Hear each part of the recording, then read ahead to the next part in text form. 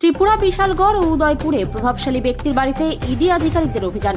শুক্রবার সকাল 6টা থেকে ত্রিপুরার 7টি স্থানে ইডি আধিকারিকদের অভিযান চলছে।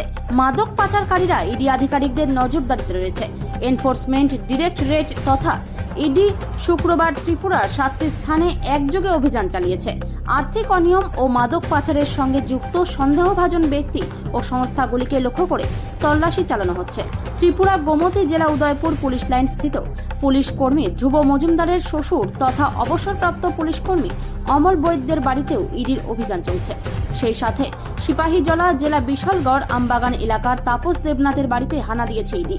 ঘিরে রাখা হয়েছে পুরো বাড়ি। শুক্রবার সকাল থেকে শুরু হওয়া ইডি আধিকারিকদের ওই অভিযানে তল্লাশি ও বাজেয়াপ্ত কার্যক্রম চলাকালীন আইন শৃঙ্খলা রক্ষা নিশ্চিত করতে বিপুল পরিমাণ নিরাপত্তা বাহিনী মোতায়েন করা হয়েছে।